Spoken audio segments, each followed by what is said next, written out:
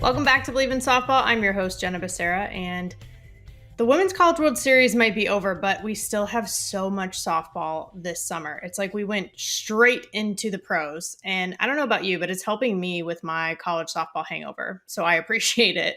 And before we get started today, some quick reminders for the show. Follow us on Instagram and Twitter at Bleav in Softball. That's BLEAV. Bleav in Softball is also on YouTube, so subscribe to get even more with the video. All right, let's go through today's batting order. First, we'll cover our bases, give you some news and callouts from around the softball world. Then we'll head into today's interview. It is part 2 of my conversation with Francesca Enea. In part 1, you heard it. We covered a lot. The historic 2022 college softball postseason, broadcasting, her playing in Oklahoma City, building up the Gators softball program, breaking the mold in her recruiting journey, why she's over the Pac-12 and SEC rivalry, what love languages have to do with softball, etc., plus a Women's College World Series recap and pro softball summer preview. So today, in part 2, it's like, how can we talk about any more? We have plenty more to talk about. Then we'll end things with the foul tip of the week, tips to help us keep going and get better. All right, let's get started. Covering our bases. Our partners at BetOnline continue to be the #1 source for all your betting needs and sports info. Find all the latest odds, news, and sports development, including this year's basketball championship finals, the NHL Hockey Conference Finals, Major League Baseball, and the latest fighting news, and even next season's early NFL futures. Head to the website or use your mobile device to sign up today to receive your 50% welcome bonus on your first deposit. Just use our promo code BLEAV to get the bonus and get into the action. BetOnline, where the game starts. And the game has finally started for pro softball once again. I just have loved the coverage, first of all. The fact that I have needed multiple devices to be able to tune into all the pro softball games that are happening at the same time has been an amazing feeling. Because I'm watching on ESPN, I'm watching Athletes Unlimited, AUX, but then I'm also watching WPF on USSSAlive.com, and it just is awesome. Like, it feels like college softball mayhem. Like, it feels like it wasn't over. It's not over yet, right? And the fact that the hitters have been just mashing also is fun because, let's be honest, we had high expectations after watching OU, right? Like, come on, like probably the best team in college softball ever, if not definitely in the top ranks. And then pro softball just delivers at an even higher level of competition. And I just want to reiterate that as well, just understanding the caliber of these players. Because if you think about it, from the youth level all the way through pro, there's a filter sort of at every single level. There's rec ball, some people filter out, and then there's those that play high school, and travel ball. Then there's college is even less people, and then even less go on to play pro. And let's not forget, pro also includes international and Olympic players as well. So as much as obviously we love the big college stars, last week we talked about some of the names to watch in the pro ranks this summer. There is plenty to keep track of. So first, let's start with AUX. So if you're new here, we've gone over this since the beginning, not only the beginning of this show, but also the beginning of Athletes Unlimited, but just a quick recap on the point system. And it's not just in San Diego, where AUX is specifically, but this is Athletes Unlimited as a whole. This is how it works. Offense, you get 10 points per base whenever you get a hit. So 10 for a single, 20 for a double, etc. 10 points for a stolen base, for example. You get points for walks, getting hit by a pitch, and sacrifices. Pitching, on that side, you get 4 points per out. And so that includes strikeouts, but also non-strikeouts, just outs that you are able to record. And you get negative points for earned runs you give up. Inning wins also lead to 10 points, meaning if a team wins that inning, like we like to talk about a lot in softball, win the inning, right? If they do, they get points. It rolls over also if nobody wins that inning, if no one scores, for example, and then sometimes it can pile up later in the game and you can get a bunch at one time. And then also whoever wins the game gets points, and then individually MVPs get points based on voting. Very quick synopsis. It's basically just like fantasy softball, pro with some flair. And the flair, I think, gives it energy like what we love about college softball. It's a different kind of energy a little bit because these are much more seasoned players, but it's still a similar, just positive, energizing vibe, which I love. And the content, it continues to be one of the best reasons to watch Athletes Unlimited in general. The player interviews are always great. we've always loved that, especially during the game. It's just really cool to get that live insight. But now the fact that they're like in San Diego, they're wearing a straw hat, sitting under an umbrella, sipping on Gatorade, right? Like these are the chair chats that they call it. And it's like they're on vacation, and the person that I think of for this that I first noticed, Taylor Edwards, was a major vibe after she hit a home run. It was worth triple digits, by the way. She's just over there sipping what looks like a pina colada, but really it's like probably a G2, right? But I think that was awesome. And I like that kind of setup that they have. And to make it kind of unique to San Diego and the AUX specific experience. Then the fact that they're interviewing family in the stands. There are so many of these women who are participating and competing who are from Southern California. Sachelle Palacios is from San Diego. So is Danielle O'Toole. And for me, hearing O'Toole's mom, who was one of the first All-American pitchers in San Diego, was awesome. Getting to hear how they talk shop. And you heard it from Danielle first, and you got to hear it from her mom as well. So getting to see both sides of it was just really, really cool. I mean, add it to the list of the great content that AU has. And I think in a general, too, the dynamic with the rookies and the veterans. I talked about this in terms of college softball, like the dynamic between the freshmen and the seniors and the fact that you have leadership from both. I think it's cool, for example, you have Megan Wiggins, who's played professionally for over 10 years. She's like going yard and bat flipping more than once, by the way.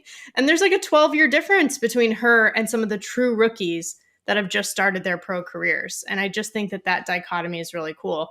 To me, it's pretty awesome when you have coaches, people who currently coach college, who are now playing and kind of like almost showing their players like, yep, this is how it's done, right? I've talked about it all year long, but here I am like actually executing on this. I think of Victoria Hayward playing on the literal field that she coaches on at San Diego State, Sis Bates with UW, and then Carrie Eberle with Oklahoma State too. It's like they talk about it, they show their players, and then now they're showing everyone. And I think I like how these women are showing the young girls what it's all about. And I think a big piece of this too for veterans is the off-season work that they did. That's something that they're talking about a lot. Danielle Laurie's asking that question a lot. And it was really interesting to hear how they do it and how they do it for longevity, right? Because that's the whole point. We're trying to get women to play softball for longer. So it's like, how do you do that? And I think a few things. Sam Fisher talked about how she was able to get live pitching a couple times a week at ASU, and that was kind of missing in her training in past years, but it's helped her and she's feeling good seeing the ball now. Gwen Svekis talked a lot about getting her body right. Since she's a catcher, strengthening her knees and working on the conditioning. Like that was kind of the first piece before doing the softball specific stuff. And then let's be realistic. Haley McClenny talked about taking a break. She took a break, a mental break, all of that, going straight from the Olympics right into AU last year. She's like, I needed family time. I needed to go on vacation, with my fiance, with my family after the Olympics and AU back to back. And she's like, and then when I got back to it, I was grinding 5 days a week training, and now she feels fresh. But that's how she gets her body feeling the way she wants it to feel. And then even some folks who kind of came out of retirement, also who haven't been playing this whole time consistently. Sydney Littlejohn Watkins, she talked about getting her arm ready. She's years removed from the game. She did play in Europe last summer, but there were some years in between where she hadn't been playing. And her husband is a strength and conditioning coach, and they just like set a program for her. They were really intentional about recovery. And she also herself is a nutritionist for a football team, right? So she paid a lot of attention to how she was fueling her body. So we hear about all of those things, but then we also see the rookies who are fresh off of college, who don't maybe need to do all those things because they literally just stopped playing, maybe not even a break in between, and they're adjusting to pro play. Maggie Ballant making her debut on her college field at San Diego State is pretty awesome. I love moments like that. And even the fact that, Gwen Svekis is there at Athletes Unlimited too. She caught her at Oregon before Ballant transferred. So there's some full circle moments that happen, and that's the cool thing about AU. It's like you might be used to playing with certain people or playing against certain people, and that gets kind of mixed up. Now you get to play with and against different people. And Georgina Korek, she's killing it in the circle. Danielle Gibson, out of Arkansas, first pro home run coming off of super regionals that she was just playing in. And then there's a couple people who are 1 year out. You look at Deja Molipola, she's crushing the ball right now. Rachel Garcia still getting in a groove a little bit, but she kind of had a year off. She was hurt last year coming out of the Olympics, and now you're working with new catchers. You're trying to get a feel, figure out the pitch sequence. There's a lot going on. So you can see a rookie in that sense making the adjustment. And then I think let's not forget that a lot can happen with one pitch, especially with points. So, it's just 2 weeks for AUX, and we're already about halfway over here, but it's a really cool appetizer, I think, for the championship series that we'll see in August in Rosemont. But in the meantime, the WPF is going to keep going. So they kicked off, but they will keep going into August. And this, again, for those that are new, traditional league, standard scoring, so just like a normal softball game. They're traveling for games too, so like you normally would in a typical league. The only difference is there's only 2 official teams, the Vipers and the Pride, but these teams will stay the same, obviously, unlike Athletes Unlimited. The history piece of it, I think, is really cool because not only was there an opening day, it was the first ever opening day. And Lauren Chamberlain, posted a photo of the ball from the first pitch ever thrown, and it's dated and everything and labeled. And I just think that kind of thing is a treasure, not just because of the history, but because of what it represents. The whole movement of WPF is protect her dream. And it's an opportunity for women at the end of the day to protect these young girls' dreams and give them those opportunities to keep playing. Seeing it just in full force, Jocelyn Allo tweeted, she was like, softball is really my job. What a time to be alive. That's it. That is the dream that we're trying to protect. And then along with this first ever, there's a lot of other firsts too. We talked about how all the firsts or first times in a long time we heard about in college with Francesca. And it's cool to see firsts here too. So first hit ever for WPF was Ali Aguilar. She hit a double. She also scored the first run. And then, the first Vipers home run was Sierra Bryan as being part of the WPF. And then the first Pride home run was Shelby Penley. And the first win, Smash It Sports Vipers were able to get the W. But think about, too, when we talk about caliber of these pro players, there are Olympians here also. We talked about Haley McClenny with AUX, Ali Aguilar, Delaney Spalding, Monica Abbott, right? Like for just a sample, they're all playing on this stage as well. And then again, that dichotomy, you have these fresh NCAA stars like Mary Iacopo, just days after playing in the Women's College World Series Championship Series. She's out there on the field playing pro. Keely Richard coming out pitching, right? After just coming off supers. Cassidy Chamont after regionals from Mizzou. It's pretty crazy, the quick turnaround. And think about how the off season doesn't really exist in that sense. They play the whole spring with their teams. It could be around 60 games or so for college. And then you go straight into this summer. So that's a grind. It's a grind for sure. And not everyone has even gotten started yet. For example, Delaney Wiz was a draftee. She just officially signed with the Pride after opening days when they announced it. So there's only more to come as well with this. I think a couple things to keep in mind is, it's tough facing the same opponents over and over. So that will be a grind, to another layer to the grind that you can add in this summer, especially for the pitchers, because the more hitters see you, the more comfortable they feel, right? So it's tough. And it's really early days, really, really early days, obviously. But of course, I'm thinking about an expansion that allows us to protect even more dreams, right? Proper centralized pro league. That is what so many people who have come on the show, including people like Jessica Mendoza, has talked about. That's the goal that we need, because if we get that in place and then we have AU as a supplement, let's say, how fun would that be, right? And it's just a centralized place to direct all the attention and investment into softball. But, one thing at a time. It's nice to see, I will say, especially after not having the MPF the last couple of years and not having it at all anymore. It's just nice to see athletes signing and competing in this way again. And of course, we have to talk about, with Father's Day, the softball dads. I really think this is such a special segment of the softball community. And I think of a bunch of examples of this that we saw recently. Jocelyn Allo and Tiari Jennings' dads were both in OKC. And, Jocelyn's dad has the t-shirt with her giant face on it, right? And then they both were given the home run balls that, more than one, right? It's like, which one? But multiple home run balls that both of the girls hit during the World Series. And they're holding them and they're standing back to back looking in the camera. And it was just a really fun moment, I think, I've seen stuff on social media too. Mary Iakopo's parents and a giant like cheering section for her at the World Series, but then her parents were also at the pro debut she had right after the World Series. Pretty cool, and one of the perks of being able to interview families and just people in the stands during AUX is that there's a lot of dads. And one super special one, for example, was Sydney and Sierra Romero's dad. First of all, let's paint the picture. They are sisters on the same team, playing middle infield together. They even turned to double play. Pretty sick. Like, they played together a little bit in high school. They played against each other a little in college, but this is just an extra special moment, And so secondly, he played baseball himself at San Diego State, literally on that campus where his daughters are playing right now. Even more special. And then, another thing too is he's had cancer. And it's been hard on the family, right? And so they're super grateful to have him to be even able to watch them play on this stage.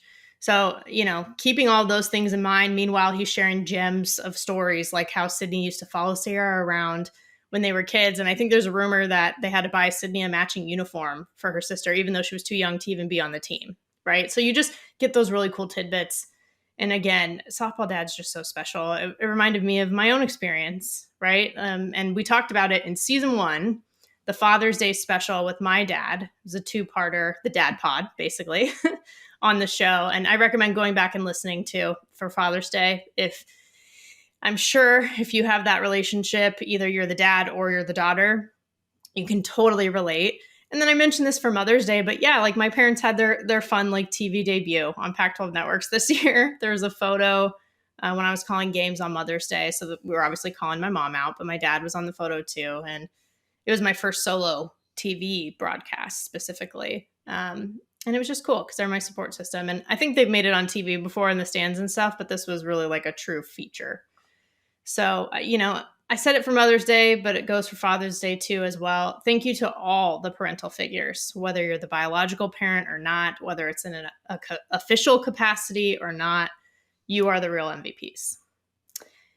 And with all this, somebody who's been on the pro stage is today's guest. So let's head into part 2 of the interview. And the way you're describing it, it's like it is a relationship, and it is a lifelong relationship, actually. Like the decision, that's why we call it like a lifetime decision when you choose to go somewhere. And if you transfer, then that's fine. But just in terms of where you decide to at least graduate from and that alumni base that you have the connections with, like those things are for life, right? Like we're seeing it at the World Series, all these like alums coming out and supporting their teams and all that stuff. It's like, because you care and you want to make sure you get that right. That decision it affects a good portion of your life afterwards too. So it's not 100%. Something to take lightly. Not at all. Yeah. But the thing is we talked about how there's so many firsts, and you talked about how you did get to do the first World Series appearances for Florida, which is awesome. But what it's like, what some of these players now are going through with these firsts, right? Like Texas, first time in the Champ Series, UCF, first supers, first hosting, all that stuff. What is it like to be first? Awesome.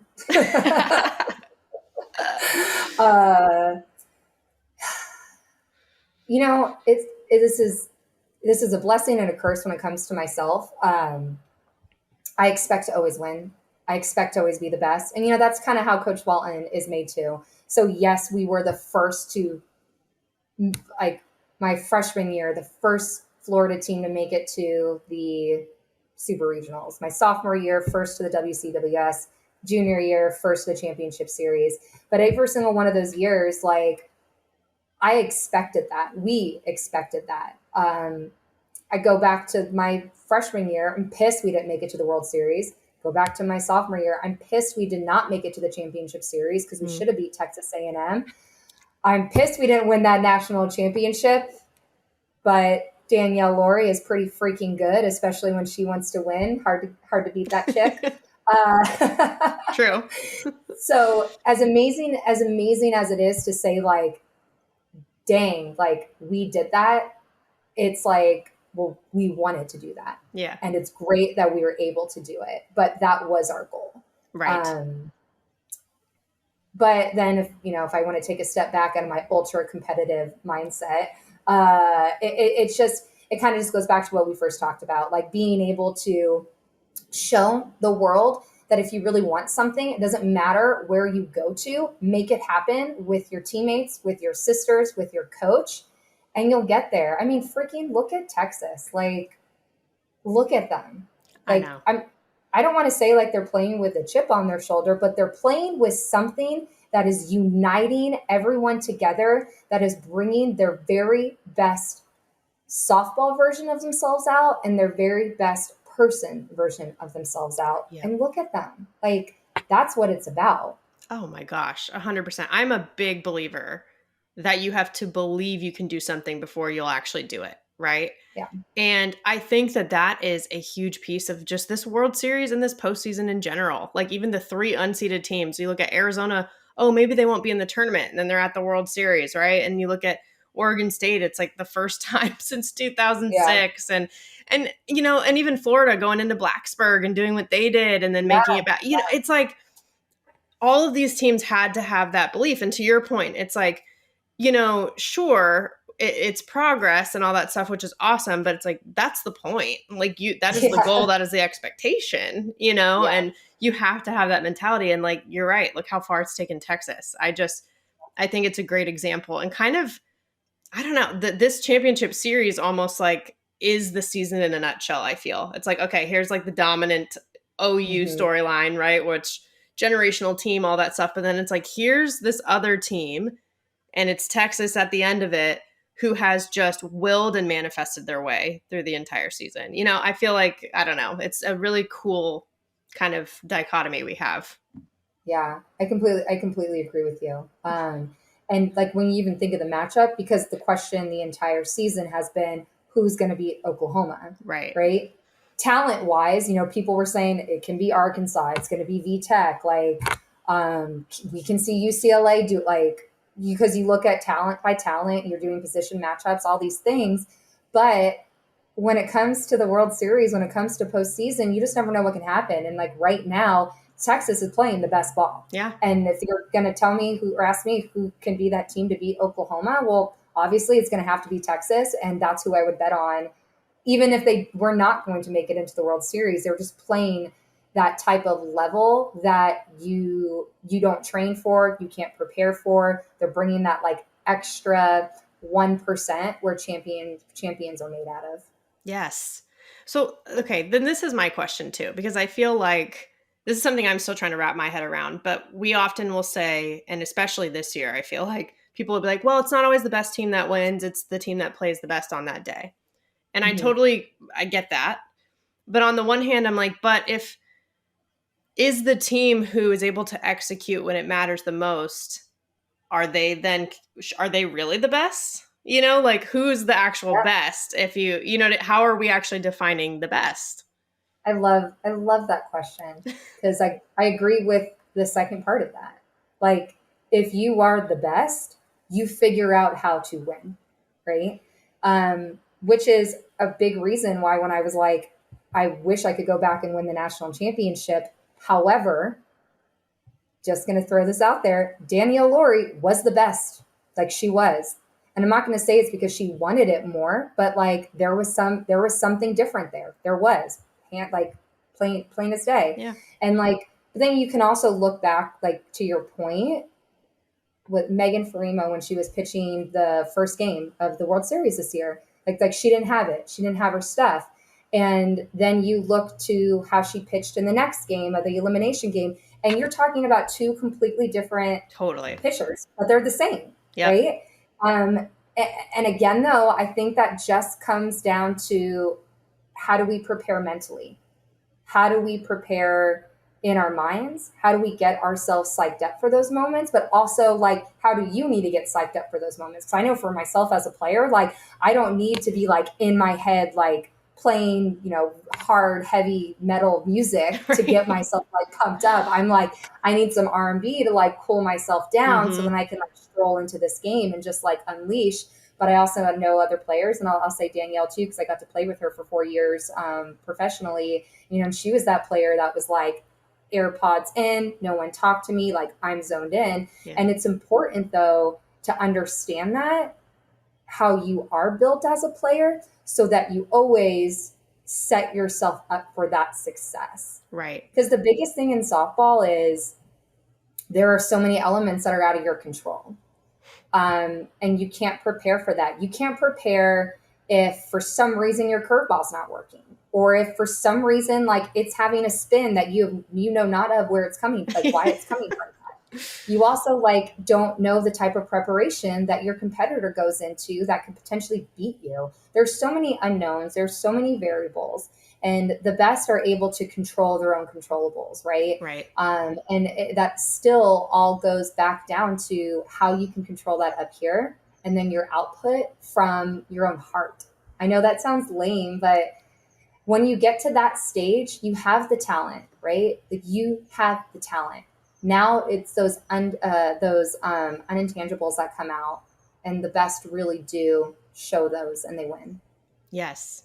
Yeah. We'll see, you know, sometimes cliche, like sometimes we're like, oh, we can sound cliche, but sometimes like cliche started because there's a kernel of truth there, right? Like 100%. And like, I still use the control your controllables every single day of my life. Same. And it leads me to success. Like, I have a huge meeting later today for work, and I'm literally like, I'm getting butterflies in my stomach like I would be if I was playing in the championship game. And I'm like, control your controllables. Like, you've gone through your deck presentation, you've written your notes out, like you've done everything you can. Now it's just going to be game time, and let's see what comes out. Yes. Wait, I love that lesson too, because we talk about like at the youth level, right? Like learning the lessons on how to make your decisions, things like that. But you know, once we're done with the playing portion of the sport, at least, doesn't mean we're not connected to it forever, but there's life stuff there too, right? Where it's like I still think about some stuff from college that I learned in college all the time. Same. Yeah. Because it's like, well, this prepared me for anything, you know?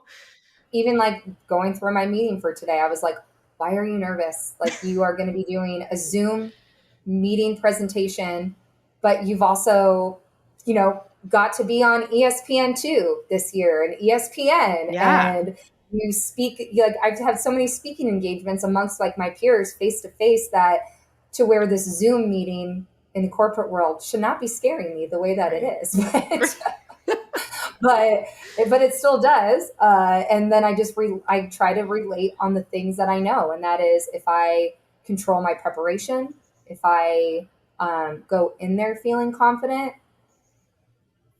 bring all that self-talk that I had for me when I played softball, I carry it over into my corporate world job now. And it leads to success. 100%. And I think a lot of it's controllables, and then always being yourself, right? Like playing to your strengths. And because that's when you try to be someone else, or if you try to just keep up with the Joneses and make certain decisions and that's when you lose yourself, right? But if you just kind of stick to like, remind yourself, okay, but I'm really good at this and this, like I'll be fine, right? It helps. And actually, this makes me think about, you mentioned your unique swing. Like to me, it's like iconic, right? Like I think I read something the other day, because I do my prep before these, right? Yeah. And like obviously remember kind of like playing against you from a distance, right? But someone described it as like where your back knee was like hitting the ground or something, Mm-hmm. and I was like, okay, yeah, like I hadn't thought about it that way, but that is kind of like that was your style, like you said, more of that baseball, swag. To be honest, I had no idea my swing like did any of that. Like the level of instruction the youth athletes get these days, completely different than what you and I went through when we were their ages, right? It was like, you make sure you're hitting every day in the cage. I would try to go to my hitting lessons once a week. Yeah. But like, we don't have data. We don't have analytics on our swing. We didn't have analytics on our swing. We didn't have ways to easily send videos of your swing with like breakdowns and stuff. Totally. Like, you were purely just going off of feel. And as a youth athlete, I just wanted to be the best. And I didn't know like I had a home run swing. I didn't know that my stride got really big. I didn't know that my right knee went to the ground. All I knew was that when I made contact, the ball was hard and went far. And then we would score runs because of that. And then we would win. And so my goal was to make sure I hit the ball where the players aren't when there are runners in scoring position. That was that was my goal. And then all of a sudden we get into recruiting time and I'm told that my swing is not favorable. And I'm like, oh, that's weird because, I feel like it works. It seems favorable in the games. Yeah. Yeah, I have a lot of home runs for us. Like, I know I strike out a lot, but, isn't that like, doesn't that meet up, right? But again, I'm 14, 16. I don't know. I don't know that. All I'm hearing is I'm not good enough. And then I have my coach Walton come and get me, and he's just like, I'll never forget my first time in the batting cages with him. He was like, we are not going to sit here and focus on your weaknesses. If for you to hit the outside pitch, it probably is going to take us a year for you to figure out how to hit opposite field. But why are we going to worry about you trying to learn how to hit opposite field? Let's strengthen your strengths, which is going to be inner half, middle. And once we strengthen your strengths, guarantee you will take that outside pitch and you will pull it over the fence for a home run. And I was like, sign me up. Yeah. Like, sign me up. Let's go. And he was right. Yeah. But that was the first time someone looked at my swing and was like, I know what you can't do, but I also know what you can do. Let's strengthen that. Yeah. And it was like, why was this the first time someone is telling this to me? Right. Because prior to that, I look into the 2 years of my recruiting process, my junior and my senior year, sophomore, junior, summer into junior year, or excuse me, summer in my senior year, high school. I felt like I was a really crappy player. And we talk so much about that mental health, and it breaks my heart that there are probably some players who still feel that way, that maybe don't feel like they have the help that they need. Maybe they don't feel like they have the resources that they need to try to work on that. Because I know for myself, I really beat myself down for thinking I wasn't good enough for the expectations of my coach, for the expectations of my parents. My friends telling me you'll be fine at Florida. It was just like, dang, am I really disappointing everybody right now? But then you find that one person, right, that believes in you and sets you up on this path, and you're just like, let's do it, let's go. And then for me, that was Coach Walton. Yeah, yeah. But see, that's important. That's a really important message, also, because it can be really hard to manage it, especially, we try to tell ourselves, right, like, well, oh, tune this out. Well, let me just block that out, or but I don't know if that's truly life. Like, we're going to hear what we're going to hear. We're going to see what we're going to see. We're going to experience what we're going to experience. But it does sometimes just take like one thing, one person, one something to put you in a better place. And I think that's important for us to realize in terms of supporting each other too. Not only, of course, ourselves, taking care of ourselves, but supporting each other. You never know. A small thing could be really big to someone else in a good way. And it really goes down to that whole love language thing too. Yeah. Right. Because maybe I had a travel ball coach who was saying those things to me, but I couldn't comprehend it. Right. They weren't speaking it to a way that I understood it. But when I got to a place that really understood me and knew how to speak to me, I got that. Yeah. And it opened up a completely different world for me. Well, and that's what I'm very anti cookie cutter coaching, right? And so whenever I hear those stories, that's what makes me happy, because that's what we need. And I think that does ultimately grow the game. One of the coolest things about softball is how just different types of people come together in the sport, different body types, different backgrounds. Just it allows for that, I think, more than maybe the average sport does, right? It's you see a women's basketball team or a women's volleyball team, you can kind of tell, right, that they play volleyball or basketball if they're walking by. But a softball team, it's all over the place, heights, different, everything, and I think different styles, different ways we do things. I think that's a really cool part of the sport. Let's hold on to that. Completely agree. And it's something that we always need to celebrate when it comes to our sport. There is not just one cookie cutter definition. You can be an All-American pitcher and you can be 5'6". You can be an All-American catcher and you can be 6'2", and you can be a lefty. Again, cliche, but if you really freaking want something, go and do it. Don't let anybody stop you, because if you want it, you will get it. Yep. Plain and simple. Yes. You will. Yes. I love that. So you're firing me up. for the rest of my workday too. So, Good, good, like I'm good. channeling this energy. But okay, so you've mentioned a couple of times just about in terms of empowering our youth and really, I don't know if I think about it as, you tell me, is it giving back or paying it forward? I almost think more so paying it forward, right? When we think Yeah. about the next generation, but you're doing some of that work right now Yeah. too. So I would love, yeah, tell us all the things about Alpha and So everything you're working on.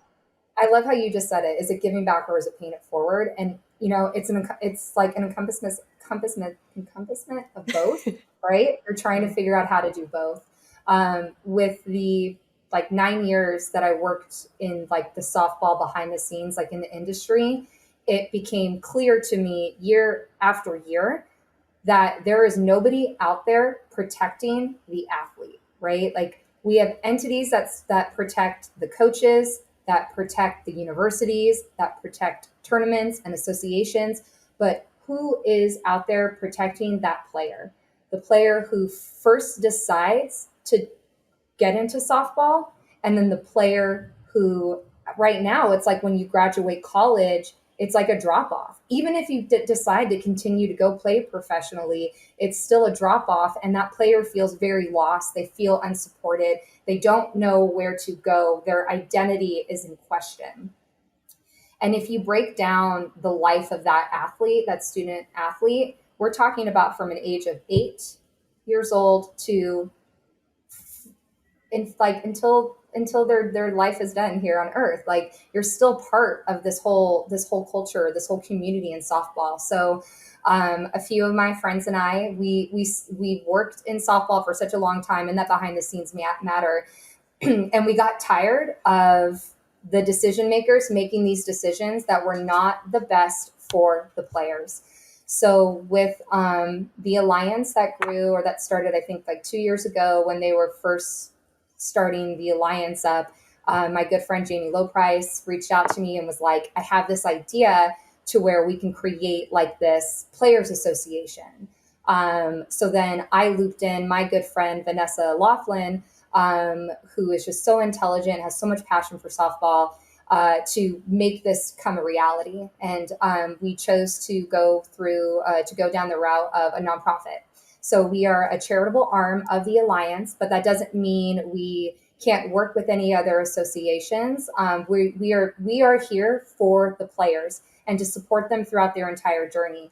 We are raising money. We raise money for basically any type of financial situation that a player or a team might need, whether it's going to be financial aid for their for them to play in their travel ball tournaments, whether it's a team that needs like some type of a fee to get into a tournament. Or if you go back to the example a few years ago with the Scrapyard Dogs not having any sponsorship money anymore, like who did they have to rely on? Right. They needed a player, right? They needed some type of a players association that they could back up on. And we're just missing that community aspect. So at Alpha, we just launched after a year, maybe like 2 years of really building this mentally. We just launched it, and we're super, super excited to be that safe space for the athlete. One of the biggest initiatives we're going to have is we're going to create an online community. And that online community is going to be for softball athletes, for softball coaches, for any single person who influences softball, but it will be monitored by us to make sure that it is actually bringing enlightenment and really bringing the type of necessary information that we need. So like, if you think about it, you can have like a 14-year-old player log onto their community, see what live events are happening, meaning is Natasha Watley doing a slapper tutorial today? Is Amanda Scarborough going to walk us through some pitching aspects? Is, some big name college coach going to come on and tell them what they like about recruiting? And in that way, we're giving these youth athletes a way to learn and to grow, can feel supported regionally at the same time. So we can like have this community be regionalized and then nationalized. And then we're also going to be able to have collegiate athletes and then collegiate athletes that just graduate come in and help them get job placements, Mm. whether it's in softball or whether it's outside of softball. We want to be that resource for the player throughout their entire journey when it comes to softball. I love that because it's for the whole person, it sounds. Mm-hmm. And that's, again, that's the goal, right? And I feel like, we've talked about a little bit the Alliance Fast Pitch piece of the travel ball world now on this show, but this is extending that even further, right? And like you said, even not just with that organization, but you can work with whoever.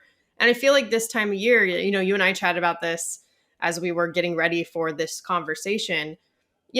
Everyone's eyes are on softball. We're all super excited. Even people who aren't familiar with the sport get excited this time of year, Yeah. especially this year. It feels like more and more every single year. But, a lot of these advancements that we've made as a sport and as a community start at that younger level and what we're able to provide people, not just players, right? And so to me, it's like sometimes after the World Series, we're all we have like this softball hangover and we're like, well, what do we do now? And it's like, there is plenty to keep doing. Yeah. Especially when you look at, there's so many opportunities now for, I don't know, it's like former collegiate athletes and current professional athletes or people have retired, but they're still influencing, in some type of like mentorship capacity or as instructional capacity, so much more. And when you look at COVID at the same time, it really forced other ways to try to get better. A lot of virtual things. Obviously, people don't like virtual, but now it's come a little bit more accepted. So there's other avenues that these women can have success in, but trying to determine that and trying to get there and figure that out. Sometimes you need guidance. And I'm not talking about like a life counselor, but I'm talking about a sisterhood, right? A sisterhood that you just feel comfortable knowing that you can walk in and just say, help me. I don't know what I need to do. And it's like, well, come here. I've done this. We've all done this. Like, let us figure this out with you. Yeah. And you know what? Sometimes your sisterhood, and this is at any stage of life, sometimes that is your life counselor, right? Like it's not that you're like, you guys are literally trying to be that, but sometimes you get that kind of support from that. And like, thank God for it. Right. Like, I know. Yeah. It's definitely changed or helped me in my life and every single person I've ever talked to. So I completely agree. And I feel like though that's the biggest thing about softball is like when you first start in the sport, you're told this is a sisterhood. Then you get to college and you like really embrace that sisterhood and then it's just gone. But it cannot end from there. And that is what we're doing at ALFA. It continues on with us. Yes, I love that. So I know you have to jump and I will leave you with just one question, which is do this game with everyone that comes on. So you'll either call this safe or out. Like say if you agree, out, you don't agree. Okay. Bat flips. Safe or out? Safe. Okay. Did you bat flip? I don't really remember if you used to bat. No, okay. I'm definitely from that generation where it's like, act like you've been there before. Like Don't get too hyped up, but freak, it's fun. Like, if you're obnoxious about it, it's like, okay, don't be obnoxious. Like maybe you're going to get like a ball worn, like you're going to wear a pitch the next at bat, which like accept that. Yeah. Like if you're going to bat flip and you do it obnoxiously and then you get hit by a pitch, don't complain. Like own it where you got on base. Like you set that precedent. But it doesn't bother me now. I think like I go back to what was her name? Shell. Oh, Samantha Chow. Yep. Against Florida at the World Series a couple years ago. And it was like a major slam. And everyone was like, were you pissed about that? I was like, hell no. Like, I was pissed that she hit it against my team. Sure. But like, who wouldn't want to get hyped up in that moment? That's fun. It is. Just don't fun. be an a-hole. Yeah. That's a rule for life. So I like that. I like that rule. Totally. No a-holes. Yeah. Well, and maybe not Oklahoma State like Sam Chow, but OU and Texas come to the SEC. I know we were talking about how conferences don't matter, but that'll be exciting. So it will be. We'll see how that goes. TBD. Yeah. Well, thank you for joining. We could obviously easily keep going, but I will respect your time and I really appreciate it. Like this was just as fun as I thought it would be. And I'm excited for us to just keep in touch and keep going with all things softball. Yes. Thanks for having me. I loved it. Thank you. Like I said in part one, I knew early on that I would get along with Francesca. And now that you've heard both parts of our conversation, I think you could see why. And by the way, if you haven't seen her iconic swing before, Google her. It's worth it. It's very, very unique. That's why I think iconic is the only word to describe it. And clearly we could have just kept going in our conversation, but she's a busy lady. She's in high demand and she had to go. So we kind of abbreviated the safer out, but we should definitely have her back on. And with that, let's transition to the foul tip of the week. This week's foul tip is about getting to know yourself. So we talked with Francesca about this a little bit and a lot of people on the show in terms of how important it is to stay true to yourself. It's a common theme. Whether it's choosing the school you want to play at or anything, really. Like that is the theme that pops up a lot. But in order to stay true to yourself, you have to get to know yourself. Or else how do you know what you're staying true to in the first place? And I think there are a ton of ways that you could get to know yourself, but what's helped me is a few things. Asking yourself hard questions. Not only asking them, but answering them truthfully. 2, paying attention. Noticing patterns in yourself, certain thoughts that you're having or reactions to certain things. 3, asking for feedback from people that know you best because we all have blind spots. It just is what it is, right? So if they know you, they can help. And 4, I'll keep it real, therapy. Full transparency, I think everyone should go to therapy or at least try it because not only do we have blind spots, but so do our family and friends, right? So it can create that space that is really constructive and functional for us. So when you put all these pieces together, the puzzle starts to come together, and we're all puzzles, let's be honest, but it just helps us to start to put it together ourselves. And that's why one of my favorite questions to ask guests, and really honestly, one of their favorite questions to answer is some version of what did you learn about yourself? Because it's game changing, like whether it's to help you achieve more or even just to give yourself grace. So, for example, something I learned about myself, especially over the last couple years since COVID, is that I need progress. I cling to progress. And I struggle with being stagnant or feeling like I've hit some sort of plateau. So, for example, in 2020, not surprisingly, my broadcasting career was put on hold pretty much when softball and baseball seasons were canceled. And something was put on hold for everyone, right? At least one thing, if not multiple. This was one of mine. And luckily, this is the year I started the podcast and it's grown every year, but it was still tough. Then in 2021, get back on track a little bit. I made the TV debut that I was supposed to make in 2020 and I called a full season of games again. But you do still feel like, okay, I'm kind of a year behind of where I thought I was going to be and where I could have been. But then in 2022, I felt real progress so far this year. I called more TV series than I had in 2021.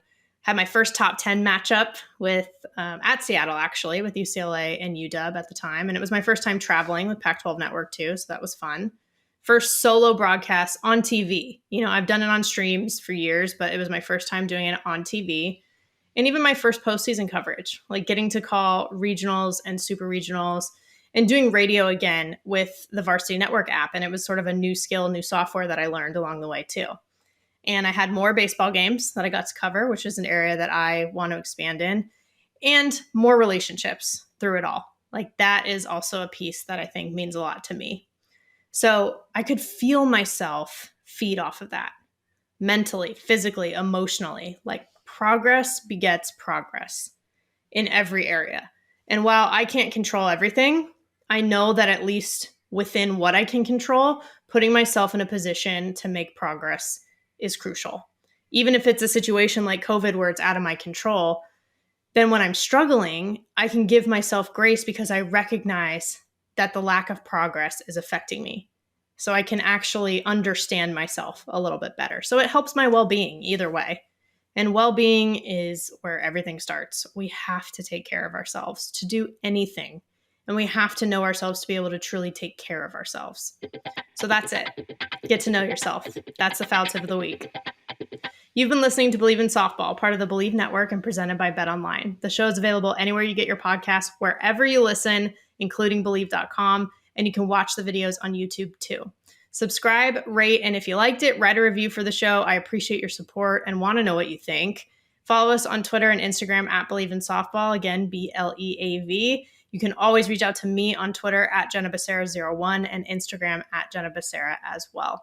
As always, thank you for tuning in and catch you soon.